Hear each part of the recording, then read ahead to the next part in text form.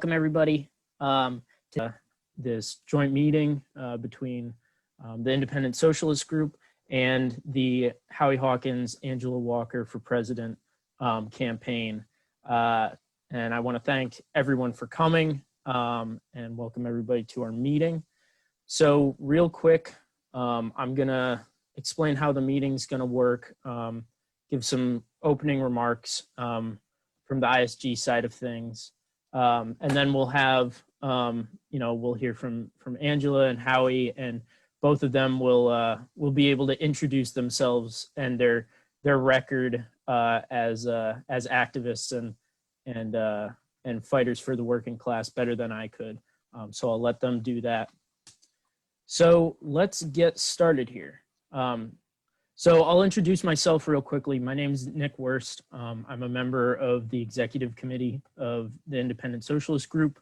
I'm a rail yard worker in Massachusetts, and I'm a member of the International Association of Machinists. So firstly, I want to give a big thank you to Angela and Howie for taking time out of their campaigning to attend this meeting with us, to bring their perspective and their voices to the folks that we have around us. So their campaign represents the strongest socialist campaign in the presidential elections in 2020.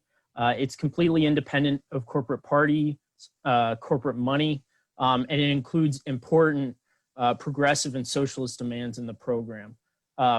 This campaign has the potential to further our efforts to organize, as a class, a mass political party for working people, which can fight for our needs. And so we'll hear more from them about how they see their role in that. But I want to explain ours really quickly. And why we support their campaign. Our organization, the Independent Socialist Group, was formed almost exactly a year ago around trying to answer a central question that we're facing right now, which is, what is the best way for socialists and workers to fight for the political power that allows us to immediately improve our lives through important reforms like free national health care, federal minimum wage of $20 an hour, other key demands that have come to the front in the past decades. But also for us, what's key to that, what answers that question is building a political party for working people, independent and socialist, that can help strengthen and unify the protest movements that we see all around us right now, like the Black Lives Matter movement, fights against homelessness, for affordable housing, and ultimately this party can fight to reorganize society to provide for working people and the planet. And so our name refers to this political independence for the working class. It means our organizations, our unions, need to fight for the livelihood of our class without restraint, without holding back, and we need to know our enemy.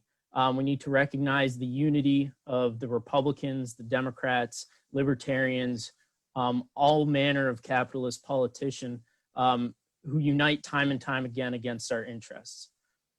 So, in addition to the unions, globally, the working class has organized its own political parties to do battle with the parties of capitalism. In the US, there have been lots of attempts to form mass socialist parties, mass workers' party. The last serious effort happened in the 1990s. But in the time since, global capitalism has been hit and rocked hard by a series of ever-deepening crises. In the US, at the turn of the century, the protests against globalization, against free trade and neoliberalism helped kick off the crisis of legitimacy that capitalist democracy is facing right now and continues to face today.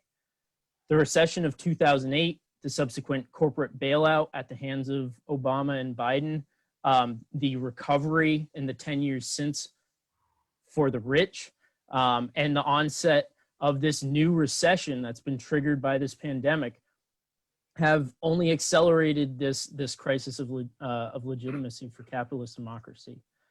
Both of the main parties have offered nothing but pro-corporate politics. Past elections see low turnout because of this. Trump's administration itself has no mandate. It was elected by about 1/8 of the voting age population in the United States. And that, I'm sure people remember, was referred to as the most important election of our time. The media says that working class voters are apathetic and we don't care, but at the same time, tens of thousands of us have joined self-described socialist organizations. The word socialism continues to pull higher and higher among young people, workers, people of color. Pew and Gallup did new polls about this in 2019 that show the trend is continuing, and labor struggles have begun to heat up. The working class is not apathetic, right, when it comes to defending our livelihoods, but we've been without the tactics and the weapons to go on the offensive and take the fight to the bosses. In the 90s, many of the working class parties around the world collapsed, or they pivoted to the right in the wake of capitalism's defeat over Stalinism and the Warsaw Pact. And the rich lessons and the crucial important methods and tactics of genuine socialism were thrown out with the bathwater as activists looking for new ways to make change started reaching for new ideas to face the 21st century. But right now we see a growing momentum in the socialist movement, which means we're making positive steps towards regaining our footing. But there are obstacles left still, and that's why we're all here. There's the union bureaucracies that continue to funnel money into the Democratic Party, which abandons its promises like the Employee Free Choice Act the minute they gain office. And they've completely failed to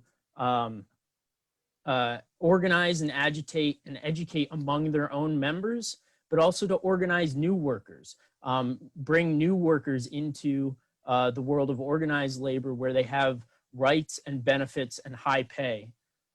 The other chief obstacle is this new wave of reformist socialists, Bernie Sanders, AOC, the leadership of DSA, who continue to point workers towards the Democratic Party, despite it being demonstrated time and time again in 2016, in 2020, in the decades before that, that there is no path forward for workers in the Democratic Party. So we desperately need to lay the foundations of a broad working class party, one that doesn't just fight in elections, but strengthens and leads campaigns between elections and fights for demands in the streets and in the workplaces. You know, a party that can train the best of our class to lead other workers, youth, oppressed people in the fight against capitalism. And this is where Howie and Angela come in. Their team, their campaign has made the question of building a party like this central to their campaign for president and vice president. And they're committed to doing what they can even after the elections to further this goal, right? And that's why we, the Independent Socialist Group, support their campaign, and why we say that socialists, workers, activists everywhere should vote for Howie Hawkins and Angela Walker on the Green Party ballot for president and vice president. And so real briefly, before I turn it over to Howie and Angela, I want to talk about what are some of the things that we can do, right, as working class people and activists. We can vote for Howie and Angela, right? A bigger vote for the Green Party ticket in 2020 than in 2016 has a couple concrete impacts. So I supported and voted for Jill Stein and Ajamu Baraka in 2016. But I have to say, Howie and Angela's program is better. Their politics are better, and they're more clear about the need for socialism and to fight against capitalism. And so if they win more of a vote, it reinforces what we've been saying, that socialist ideas are the way forward to fight Trump, to fight Biden, and to fight capitalism. And a higher vote for socialist candidates puts our movement in a stronger position to fight against whoever wins the elections, because we are going to have to fight no matter what. A bigger vote is more evidence that we can use to demonstrate the growing popularity of socialism, gain legitimacy for our ideas, and it becomes a problem that the corporate media has to explain away, and they won't be able to. It's clear support for policies, whereas a vote for Biden is going to be used to claim support for his neoliberal policies. A vote for the Hawkins Walker campaign shows that you support a far-reaching plan for a green future that addresses the real roots of the environmental crisis, corporations, private ownership of the polluting industries, etc. A vote for Biden is a vote for fracking, right? A vote for Howie and Angela is a vote for public health care, for Medicare for all, for socialized health care. A vote for Biden is a vote for private health care and insurance companies. So voting is a very easy thing that all of us can do right now, but it's going to take a lot more. We have to support local, independent, working class politics wherever they exist. Where campaigns like this exist, we have to push them to link up with other campaigns in the area. We have to get involved and organize for the strongest votes for them. We have to organize in unions and in other organizations to get support for these campaigns. We have to work to link them to the demands and the campaigns that continue beyond just the immediate election, but that sink roots into the community and into the fight that the communities are waging. Where those campaigns don't exist, we have to organize within our unions, within our other organizations, our movements, to urge our class to identify one of our own to run on a clearly independent and working class program. And it's hard to do this organizing on your own. So the third thing that we can all do is we can join a revolutionary socialist organization like Independent Socialist Group, where we support independent left working class politics, where we support and work to reform our unions and strengthen our unions, where we engage in workplace struggles on bread and butter issues, where we participate in movements and protests against oppression, including racism, police brutality, and where we fight on local issues in cities where we have members. And in these revolutionary organizations, we study and we train ourselves through activity in the methods and tactics of centuries of class struggle around the globe, right? We strive to train ourselves to be leaders and organizers in our workplaces, our schools, communities, and to coordinate our work with everyone around the country and around the world, right? So that's why ISG is supporting Angela and Howie's campaign. And that's why we think you should as well. And so now I'm going to turn it over to Howie and then to Angela for them to have an opportunity to explain their campaign to you and why you should support them. And then after that, we'll move into our question and answers. And I'll explain how we're going to go forward with that when we get to it. So Howie, if you're all set, you go right ahead. Well, thank you, Nick, and hello, everybody. Just a little bit about me. I'm a recently retired Teamster, worked on construction sites and warehouses for 50 years, but that was to pay the bills. I've really been an activist since the 1960s, coming up in the San Francisco Bay Area, civil rights, anti-Vietnam War, early ecology movement, and concluded back then with both parties dragging their feet on civil rights and escalating in Vietnam that we needed our own party. And I supported, third party efforts, the Peace and Freedom Party, the People's Party, and then the Citizens Party. And then we had a national organizing meeting for the Green Party in August 1984 I was invited to. And I've stayed active in that effort. And over the years, we've built a network and got ballot lines. I don't think we've realized our potential, but I've stayed, working on that. The Greens in New York ran me 3 times for governor, and we got enough votes to get a ballot line in New York. One time I got 5% of the vote. And old Governor Cuomo, who wanted to get more votes than his daddy ever got, Mario Cuomo, and more votes than he got in 2010 when he was first elected, because he wanted to get ready to run for president, he got less votes. And we're sitting there with 5% of the vote, and he couldn't take us for granted. So he then adopted after that election policies he had never supported before or opposed, like a ban on fracking, a $15 minimum wage, paid family leave, extension of a millionaire's tax. So we don't have to win the office to make a difference. Now, I wasn't planning to run for president. I got drafted by Greens, I guess because of those runs I ran for governor. And took a while, but I agreed to do it because we've got to put forward real solutions to the life or death issues we face. The climate is melting down. And Trump calls it a hoax, but Biden and the Democrats act as if it's a hoax. So we have a fully developed eco-socialist Green New Deal. We got a budget. We show our homework. It's $27.5 trillion over 10 years to get to 100% clean energy and 0 to negative carbon emissions by 2030. Because that's what the climate science says we got to do to avoid the worst impacts of climate change that we're already beginning to feel. So this is eco-socialist. We want public enterprise and planning, particularly in the energy, transportation, and manufacturing sectors. And most people, when they talk about a climate plan, they're talking about wind and solar, renewable energy. That's 27%. The energy sector is 27% of our nation's carbon footprint. We also got to transform transportation, manufacturing, agriculture, and our buildings, which means we got to produce with new technologies like cement.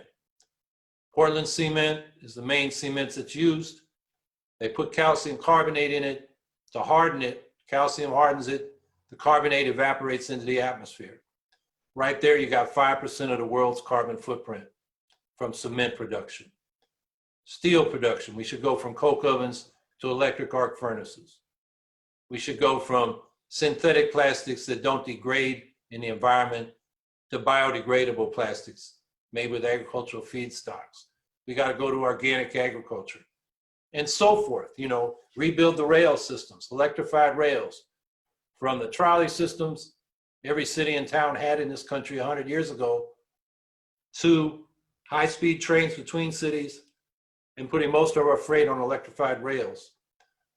And all this is in that budget. And what we're telling Americans is what you need to do like we did during the World War II emergency, when the federal government took over a quarter of the manufacturing capacity of the country in order to turn industry on a dime into what they called the arsenal of democracy, to arm the Allies against the Axis fascist powers. We need to do nothing less to defeat climate change. And, it's astounding how far right this country has gone, because during World War II, when we had to do it, we weren't afraid to have the government make things and directly employ people. We did it with various programs in the New Deal. And the so-called Democratic Socialists and the Democratic Party cannot fathom that. Their Green New Deals are primarily federal money to private industry to begin making the things we need. And you look at their programs, they're pathetic. Just take the Biden program. It's pro-fossil fuels, talks about carbon sequestration, which is uneconomical. The biggest demonstration project we got just went bankrupt. So they're going to frack the hell out of the country like they did when Biden was in the Obama administration and made this country the world's #1 producer of oil and gas. And then they want to go down the dead end of nuclear power. And I won't even go into that. I've been fighting that for 50 years. And then the one thing they put specific in the Sanders-Biden Unity Working Group on Climate was to retrofit 5 million buildings in 4 years. And that's now in the Democratic platform. That's pathetic. There are 120 million buildings in the country. At the rate they propose, it'll take 150 years to retrofit our buildings for efficiency and clean energy. I mean, give us a break. This is a climate disaster. And Trump is a disaster in every respect, but there's no solution from Biden and the Democrats on the climate emergency. And then we've got the growing inequality and the fact that life expectancies in this country are in decline, particularly among working class people. In decline in one of the richest countries in the world. And that's because we've had stagnant wages for 45 years, rising costs of housing and healthcare, and we got no solutions from the Democratic Party. You look at their economic program, basically the same as Trump's. It's neoliberal economics. It's privatization. They really push that in the school sector. They want to maintain it in the healthcare sector. They can't conceive of anything in the energy sector that isn't public subsidies for private enterprise. And Trump, his answer is, we call it trickle-down economics. Tax cuts for the rich. Then they're supposed to invest, create jobs, and it trickle down to the rest of us. But Biden does the same thing. You look at his Build Back Better programs, it's mainly subsidies for private enterprise and tax breaks. It's a little more targeted than Trump, but it's the same trickle-down economics that won't work when demand is down because people are high unemployment, wages are stagnant. So what do the rich do with that money? They speculate in stocks and bonds and commodities and real estate and rearrange and further concentrate ownership of the productive assets we've already got. So we're calling for an economic bill of rights, something that Roosevelt put on the table, that the civil rights movement tried to revive in the 1960s. And none of these rights have been realized, even though every Democratic president since Roosevelt has had at least one period when they had both houses of Congress. So the rights we're talking about are a job guarantee with the federal government as the employer of last resort, a guaranteed income above poverty built into the tax structure, Medicare for all. And we want a full national health service. We want to socialize not just payment with a single public payer, but the delivery, the hospitals, the clinics, doctors, nurses, and other health care providers at public employees instead of maximizing fees for service, which creates a quality issue for the healthcare delivered and also a cost control issue. And we want it democratically controlled by locally elected health boards.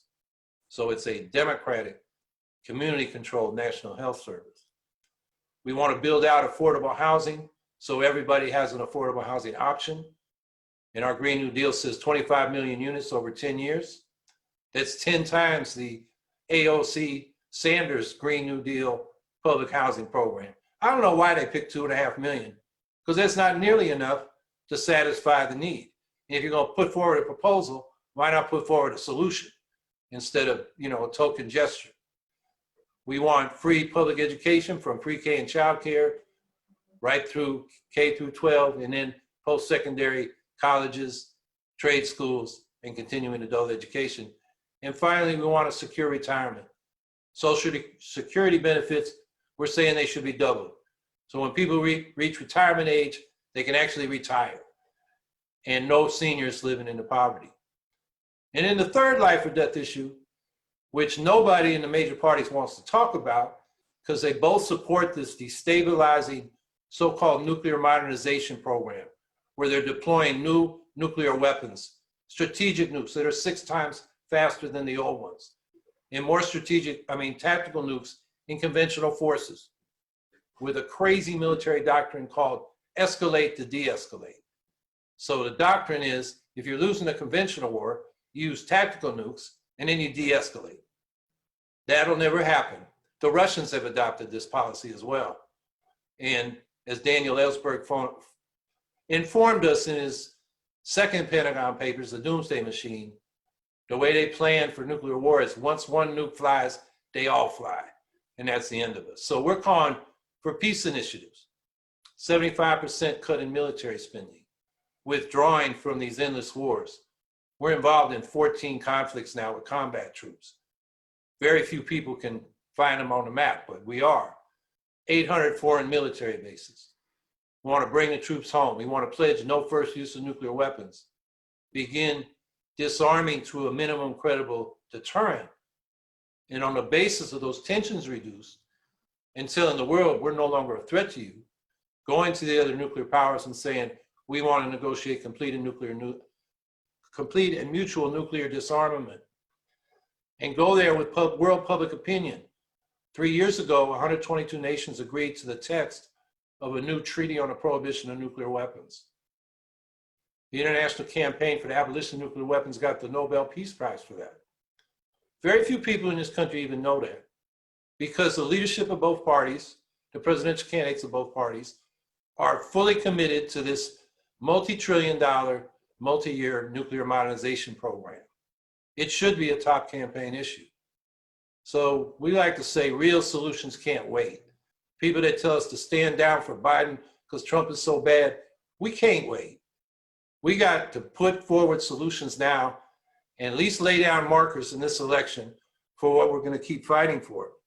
So putting forward real solutions is one of our goals. The other is party building, like Nick was just talking about.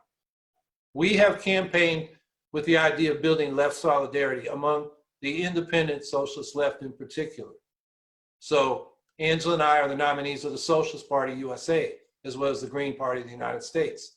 We have endorsements from your group, Socialist Alternative, Workers' Liberty, 4 locals of DSA, who caught crap for that from National, but good for them. And you know, that's the beginning. After the election, we gotta find a way to work together. One of our objectives is to get ballot lines. This country's off the charts getting on the ballot compared to other countries. Just take Congress. In most states, it takes thousands or tens of thousands of signatures if you don't have a ballot line to run as an independent. You want to run as an independent for the House of Commons in the UK? It's 10 signatures. You want to run for Congress in India, the world's largest electoral democracy? It's 2 signatures. It's 2 signatures in New Zealand, 50 in Australia, 100 in Canada.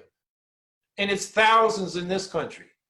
And of course, the Democrats try their damnedest to keep us off the ballot. And we can go into that because they succeeded in 3 states in this election. So the ballot lines just are just like a framework. Sorry? Just 3 more minutes. Okay, good. So the ballot lines are a framework, a skeleton we can all use. And I think that's one thing we're achieving. The other thing is we're talking about, and this is not just to the Green Party, it's to the whole left. We're no longer organizers, we're activists. We have this nonprofit industrial complex, and behind it is some billionaires that are Democratic Party oriented. And instead of having people in communities meeting with each other and talking to each other and developing themselves as thinkers, as writers, as speakers, we got to be smart to beat this ruling class. And instead, we're all atomized. We're waiting for Move On or whoever to tell us what the next move is. So we're really not developing ourselves, and we're getting steered into the Democratic Party, which is where progressive movements go to die. And we can detail that. So that's one of the things we want to come out of this post-election.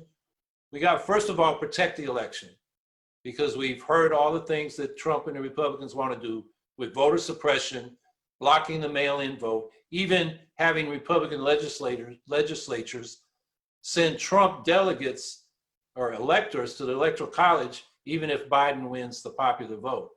So we got to be prepared. The Democrats have an army of lawyers, but in 2000, we tried to rely on the Democrats. They told us to get off the streets. Angela was one of the people that got told to get off the street in Florida. and the Democrats lost. We got to go into the streets. We got to observe on election day our polling places so we can object to and document anything that's suppressing the vote, denying people the right to vote, and so forth. And then mobilize to make sure those mail-in ballots are counted. And after that, I think the thing we need to talk about is, you know, the two major parties in this country are not real parties. They don't have members. You tell the state what party you're in, and that tells you what primary ballot you get. We need a mass membership party that agrees around some basic principles, that's supported by the dues of the members, so that the people participating in the decisions are actually committed to the party. The Socialist Party did a pretty good job and came close to becoming a major party in the early part of the 20th century. That's a model we got to build on. And the last thing I'll say, if I got time, is that we build this from the bottom up, like the Republicans did back in the day. When Lincoln ran, he was not a third-party candidate. The Republicans had a plurality in Congress because they had run people and elected locally, state, and to Congress over the previous decade, going back to the Free Soil Party. I think that's the model, because when we elect people locally, then when we run them for higher office, people say, hey, we elected them here, why not? And we've got a record and some legitimacy. So those are some thoughts on the election, and thank you for the time. All right, thank you, Howie. Normally there would be applause, but since we're in a virtual setting, Angela, you ready to go ahead? Yes, and I think, you know, President Hawkins laid it out pretty, you know, very succinctly what our platform is. So I just want to say hello, good evening to everybody that's here. Thank you for having us. Thank you for inviting us. It's our honor to be here with you tonight. And, you know, my name's Angela Walker. I am the vice presidential nominee for both the Green Party and the Socialist Party of the USA. For the SP, it's my second go around as VP nominee. And I'll get into that in a couple minutes. And I'm going to be pithy. You know, this platform, this run is very personal for me. I am by profession a dump truck driver. That is what I do. And that is what I was doing 12 and a half hours of today before joining y'all this evening. So, you know, when you're talking about working class issues, this is something that is not, it's not sloganeering for us. This is our life, like right now. You know, Howie is a retired Teamster. We know what it is to have to, you know, juggle your bills. We know what it is to have to, you know, have your health care linked to your job. And when something happens with that job, then what do you have? We know what that's like. So, you know, when we're talking about fighting for the working class, this isn't some, you know, concept that, okay, this is catchy. No, this is our life. So, you know, I am a dump truck driver by profession. I was a bus driver for many, many years, 2 years with Greyhound, 4 years with Milwaukee County Transit. I was the legislative director for the Amalgamated Transit Union, Local 998 in Milwaukee. I am originally from Milwaukee, Wisconsin. I don't like to claim it. I'm mad at them right now, but it is what it is. And in 2014, you know, I was part of the Occupy movement. I was part of the Wisconsin uprising, you know, fighting for union rights, fighting against the union busting of former Governor Scott Walker. Fire, police, and transit at the time were 3 unions that were exempt because of the federal money that would come into the state, would not come into the state if we didn't have bargaining rights. So we were at that time spared. And of those 3 unions, the only 2 that actually stood with the people were Fire and us. And so we used our platform or our position of being relatively safe from attack to make sure that we were building solidarity and standing in solidarity physically with all the other unions that were attacked. So we rode with our teachers, our nurses, our machinists, you know, thinking about what you were saying earlier with the machinists, Nick. I'd marching in Manitowoc, Wisconsin in 0-degree weather with the machinists. So yeah, good times. Part of the Occupy the Hood movement because, you know, Occupy did not, the mainstream Occupy movement did not address the needs of Black people, of Indigenous people, and of Latinx people, Asian people, folks of color. There are certain oppressions that we experience that, were not highlighted by the mainstream Occupy movement. So one of those offshoots was Occupy the Hood. I was a part of that. And in 2014, I was drafted by my late friend Rick Hissell to run as an independent socialist against, from Milwaukee County Sheriff, against former Milwaukee County Sheriff David Clark. And for folks who aren't familiar with him, that's the at least physically Black cat that is the Fox News pundit with the cowboy hat that really hates Black people, that guy. And I ran in 2014, pulled 20% of the vote in that election. Shocked everybody, myself definitely included. Didn't see that coming. And so that got the attention of the Socialist Party of the USA.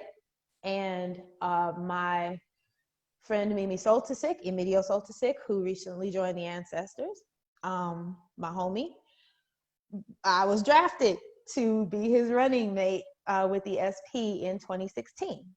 And I did that and swore off electoral politics like forever. I was done. This stuff is rough. And moved to Florence, South Carolina, started a very quiet life, driving, dump trucks, started as a substitute teacher when I got here. Went back to my first love, driving. And I got a call this year from Howie Hawkins. And I thought all Howie wanted was an endorsement. Well, he didn't want an endorsement, he wanted a running mate. So here I am. And, I've been asked a lot, like, you were with the SP or you're with the SP.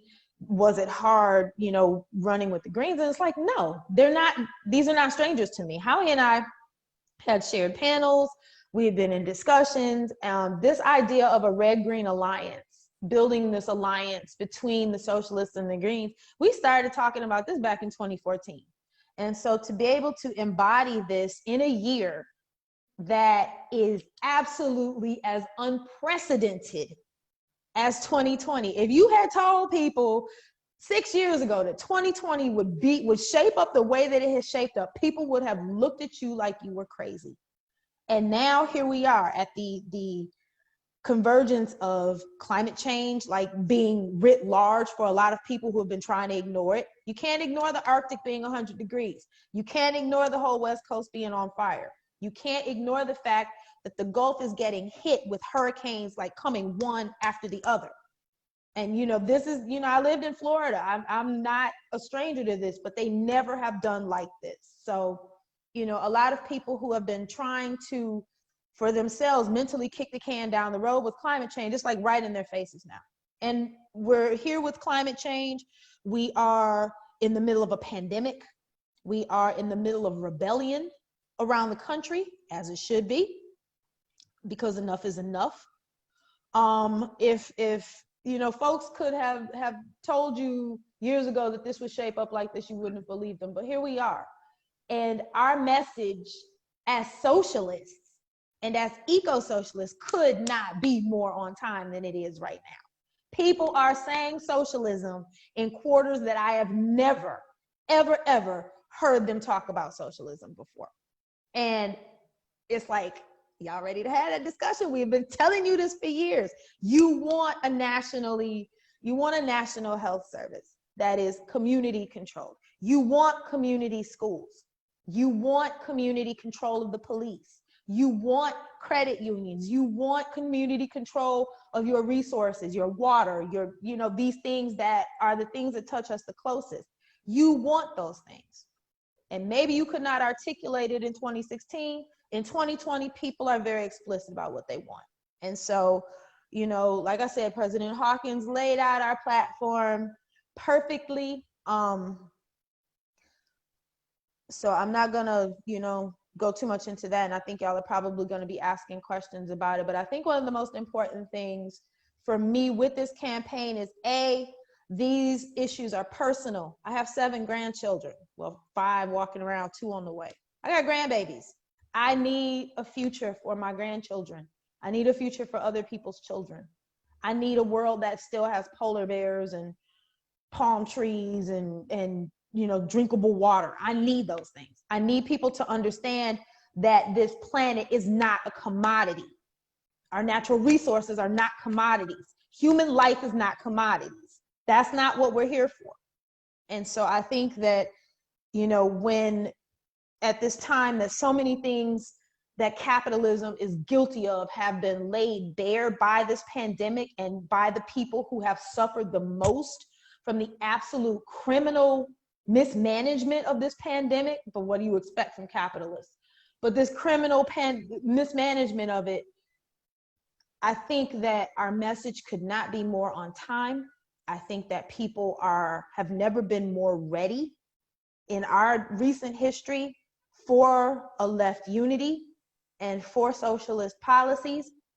And I think that we are fearless enough to bring it. So.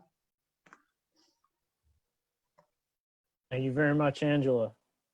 I wanted to give you the opportunity to, close us out with your last thoughts, what's most important, how everybody can get involved and stay involved. And then I'll close us out for the evening. And once again, the campaign website is in the chat, and people know where to go to the Q&A session, et cetera, to hear more from you guys. And our website's in the chat as well if you want to stay in touch with ISG. So yeah, Howie, any closing thoughts from you? Well, in the next few weeks, we got to focus on identifying supporters and then getting them to vote. And in the process, we develop lists of people that we can work with after the election. And that's just basic elections 101. And then on election day, as many of us as can should be poll watchers or poll workers. You probably hired all the poll workers in most places, but poll watchers to observe and document any funny business going on, suppressing the vote. Our campaign will have legal standing after the vote. So we can go to court, to fight voter purges or denial of people's right to vote because, they said the signature didn't match and all this other stuff. And then we got to make sure the vote is counted. Trump has shown his cards. He wants to stop the mail-in ballot, which is huge this year. And then he wants to go to state legislatures and have Republican legislatures give all the electors to Trump, even if Biden wins the popular vote, and then get it ratified in the end by the Supreme Court. I don't think he's going to be able to get away with it, but we better make sure he doesn't. So the Democrats have an army of lawyers that are going to be in the courts. We need to be on the streets. And then I would say, we get through that. If the polls are right, and I think they are, they've been consistent since the spring, and Biden's lead has been growing, he should crush Trump in a landslide. So we're going to have a Biden administration. Then we got more problems. So we need to be talking to each other and talking about how we move forward together concretely. And it's going to vary state by state. Do we have a ballot line? Do the Greens have a ballot line? Do we want to put one up? Maybe we call it a Green Socialist line, if it's coalition. We got to work through that place by place and just keep, building our relationships and our unity on the left, the Greens and the Reds. And we're going to like I said, real solutions can't wait. We're running out of time on some of these issues. So it's urgent. All right. Thank you again, Howie. Angela, go ahead. I'm not going to add a whole lot to that. I just want to say thank y'all for thank y'all again for hosting us tonight, and for all the really good questions and, folks dialoguing with us. The time of electoral politics being a spectator sport for people, that's over. This thing where we elect somebody and then we go, you got it, stand back and let them basically do whatever it is they want to do.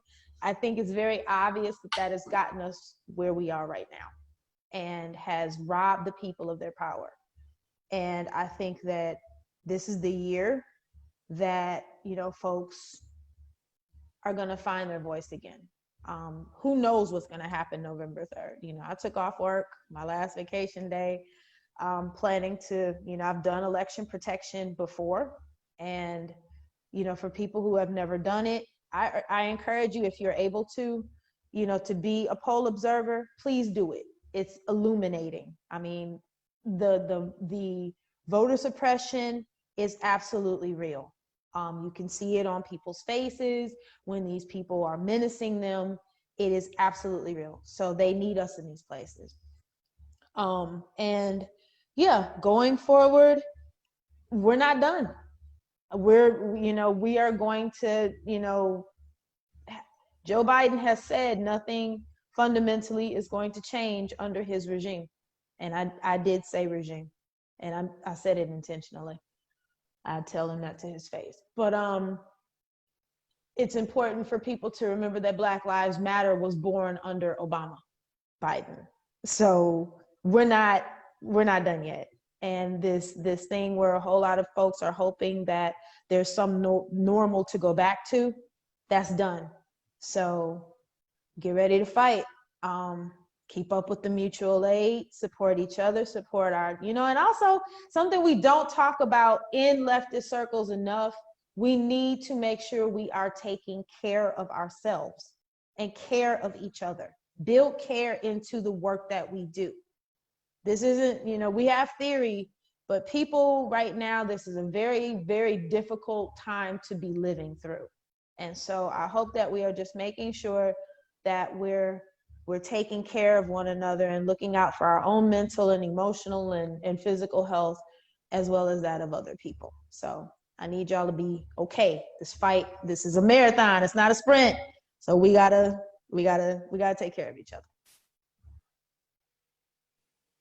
All right. Well, I don't have much to add after, you know, the amazing contributions from Howie and Angela, but I think what Angela said there, this is the class war is a marathon. It's not a sprint, you know, and it's something that we're involved in now. We need to be involved in the day after the election and the months and years after that. But in the short term, we have 19 days until the election. People are already voting, but we need to continue to spread the word. If you haven't yet, think about how you can spread the word about the campaign to friends, families, coworkers. Support the campaign with money, time, anything else you can give, and encourage you know, people to vote for Howie Hawkins and Angela Walker for president and vice president 2020. But after the election, we've seen the threats from Trump, and we have experience. All of us, I'm sure, to some capacity, were involved in the days immediately after Trump was elected for the first time. And further down the line in the January 20th actions on Inauguration Day. You know, as socialists, we were in the fight from day one. And that's where we need to be again. So if you hear any word about protests, about actions being planned to defend the elections, to fight against the cuts that are going to be coming, whether they come from Trump, or whether they come from Biden, get in touch with ISG, get in touch with Howie and Angela, and work to coordinate the fight back, because what we're going to face is a capitalist offensive from day one. And we need to be there fighting back, because what we've talked about tonight and what we've talked about previously, socialism is on the rise. But in order for us to win, in order for us to really win supporters, win activists, win organizers, we need to be able to demonstrate our ability to fight and to win. And so that's what we need to be about immediately after the election. The best way we can do that is, like their campaign has raised, like ISG, what we consider fundamental is the need for a political party of and for working people to fight for the issues that we face, the demands that we need as working people, as oppressed people, and to really give us a tool to fight back against Trump, Biden, and all the rest of the capitalist system. So, final appeal, in the coming days, get in touch with ISG, get in touch with the campaign, and stay in touch and stay active and involved after the election, and join the movement for socialism, for the planet, and for the greater good and all of that. So thanks everybody for coming out. Thanks again, Howie and Angela, for taking the time off the campaign trail to meet with us. Thank you everybody who came, brought questions, and stay safe everybody, and have a good night.